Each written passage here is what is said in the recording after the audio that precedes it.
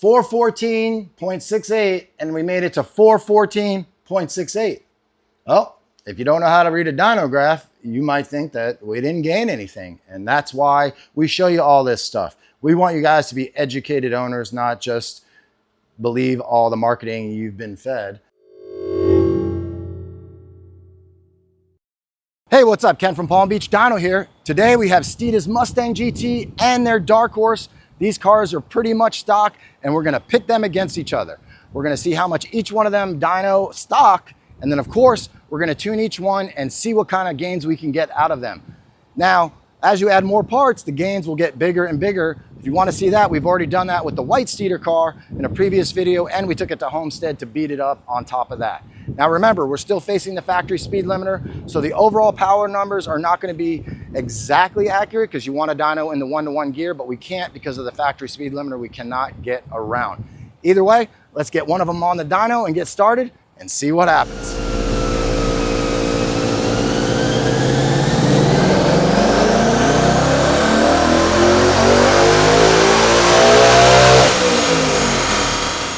Okay, there's the baseline, 403 and 342. Now, a little lower than we might expect unless you know the details. It's 93 degrees in here and 48% humidity. So these are very, very poor conditions. Of course, as weather changes, or if you happen to be way up north, even right now, it'll probably make way better power. But the key point here are the gains. So we're gonna load our tune and see how much power it makes. Who out there is so psyched that we got all this new tuning? Not just S650, F150, Raptor R, Explorer SD, Godzilla. I mean, big thanks to HB Tuners for taking care of us.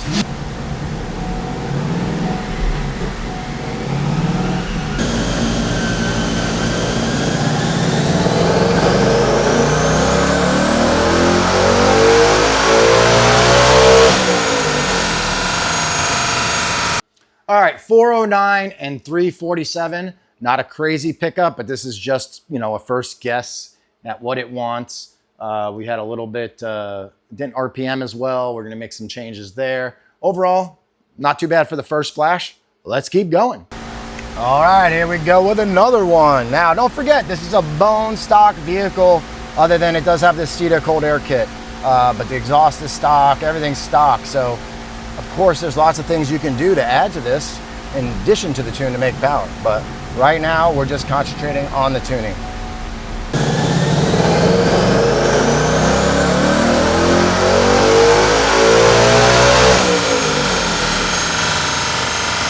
All right, that's a nice jump forward on that one. 420 horsepower, 359 on the torque. But let me point out some key details here. We fixed the upper RPM. Obviously peaking all the way above 7,000. That is awesome. But right through here is another significant gain. Let me get rid of this blue pull so we can see better. So right here, you can see huge gain. So let's see exactly how much. And this is all cam timing.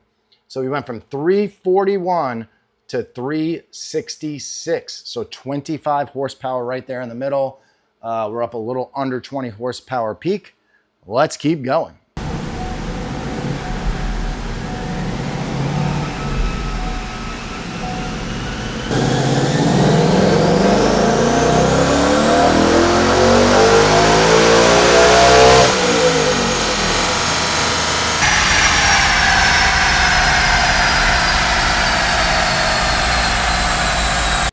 All right, well, things don't always go in the positive direction. 394 and 340, you probably saw the disappointment on my face. Now, what happened here?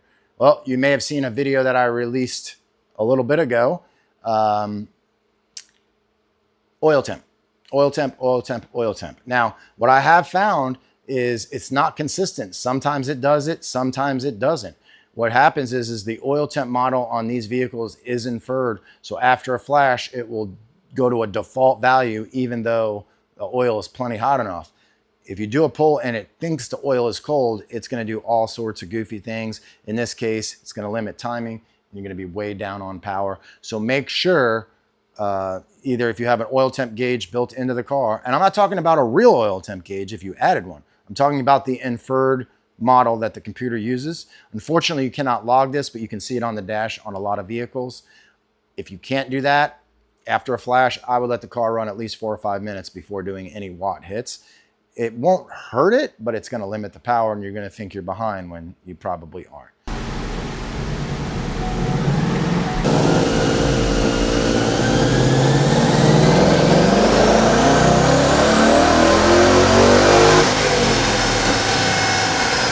All right, 422 and 360. I'm very, very happy with the gains that we have here.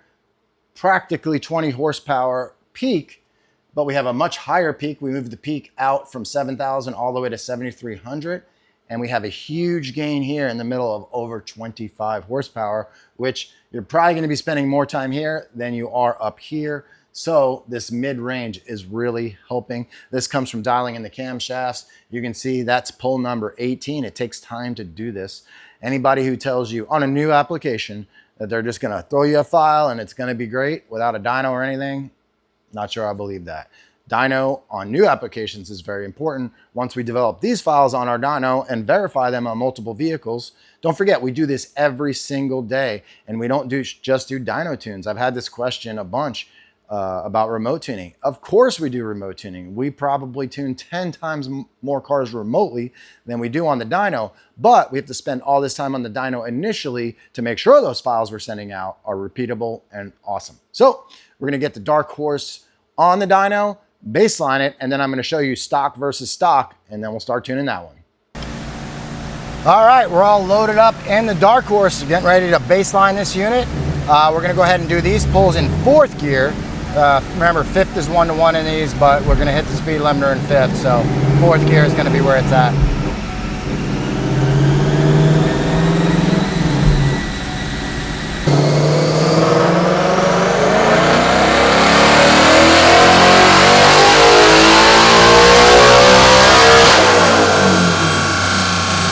Okay, as expected, the Darkhorse, baselined a little bit better. 414, so approximately 11 horsepower, and 347 on the torque. The blue line is the GT that we just did, and the red is the Darkhorse. So you'll see some gains in the mid-range, kind of similar to what I had changed on the GT tune. I'm not sure if that's why. I didn't look very closely at it. It looks like it actually has more gains from maybe 6,000 and down, and then at the upper end, it peaked higher, but that's because the RPM went higher and it kind of shot up there at the end. But overall, definitely better. So now it's time to load the tune and see what we can do with it. We got the PBD tune all loaded up. As you saw, the baseline was about what we would expect based on the engine horsepower quotes. We are dynoing in the absolute worst conditions possible. This is miserable. Normally we would wait to do this sort of stuff, but everybody wants a tune, so we're gonna get everything all done for you guys. You'll know that the PBD tune is battle tested in awful weather.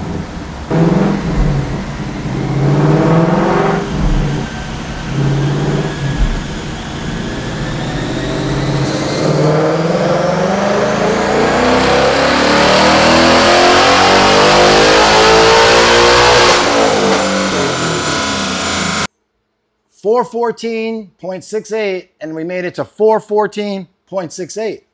Well, if you don't know how to read a dyno graph, you might think that we didn't gain anything. And that's why we show you all this stuff. We want you guys to be educated owners, not just believe all the marketing you've been fed. And in this case, there's huge gains. They're just not at peak, right? And part of the issue is I pulled up a little bit early, and then this went up at the top. So the peak number is exactly the same.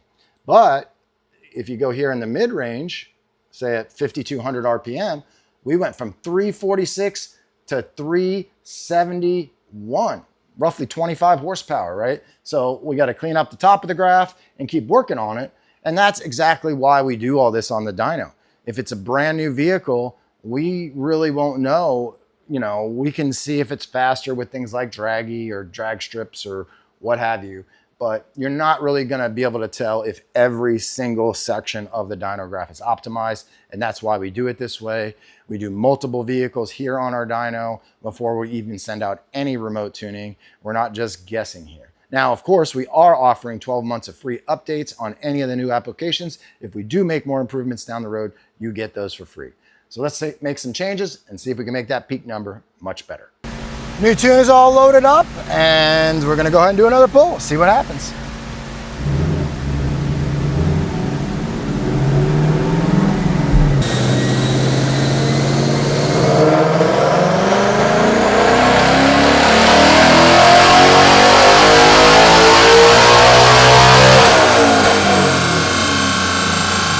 Okay, now this shows what I was just speaking about in the last update, 429, 373. So it looks like we picked up 15 horsepower, which we did, but if you look at the green versus the blue graph, they're practically identical. The green's a little higher, but the majority of all the gains that you're seeing here at this peak number are only because I revved it higher. Again, these are all details that are gonna help you to better analyze how you're being marketed to, what the dyno graph really means. I see all kinds of dyno graphs out there with big dips in them and all kinds of stuff, and nobody seems to mention that or care about it, and that's a huge deal.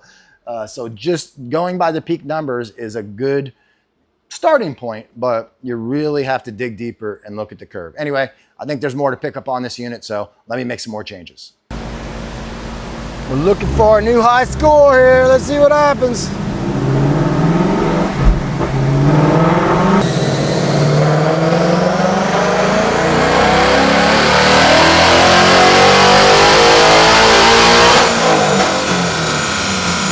All right, here's another great example of what I was just talking about. Peak gains were up 4 horsepower, not bad. But when you look at the power curve, the green line had this nice little kind of sagging dip in there. And with some changes in the tune that involved cam timing, I picked up, let's see, green. I gotta move this out of the way, one sec. So that's 10 horsepower right through there, even though peak only show 4.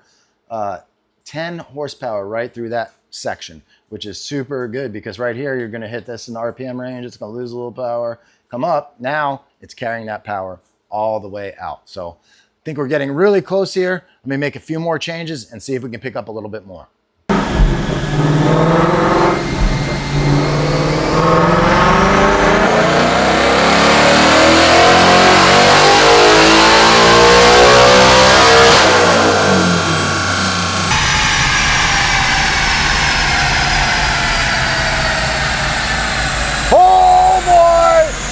Man, I was not expecting to pick this much up as compared to the Mustang, so I think we're good, but let's go take a look at it. I think that's it. The graph looks great now. You may have noticed when I showed you the 433 number, it peaked out a little bit earlier than the 429 number. So in this case, again, keep stating it.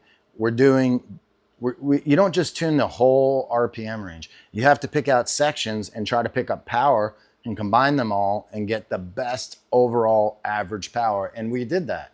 The blue line is slightly higher everywhere, but we fixed it up here and it picked up a good chunk of power. So of course, there's way more to be had here. You can do things like E85, headers, who knows, the list is endless. Of course, you can do Hellion Turbo, Whipple Supercharger, Pro Charger. There's so many options. Don't forget, we build all this stuff in-house as well as remote tune. We can do every single possible project that you can dream up for your Mustang, Explorer, F-150, Raptor R, Godzilla truck. I mean, the list is endless. So I really hope you guys enjoyed the video. Please subscribe. We have tons more going on around here. We're going to be doing a similar video to this, but with 2 automatic Darkhorse versus Mustang GT, except in that video, we're going to be adding E85 to both vehicles and see the gains there. Hope you guys enjoyed it, and we'll see you on the next one.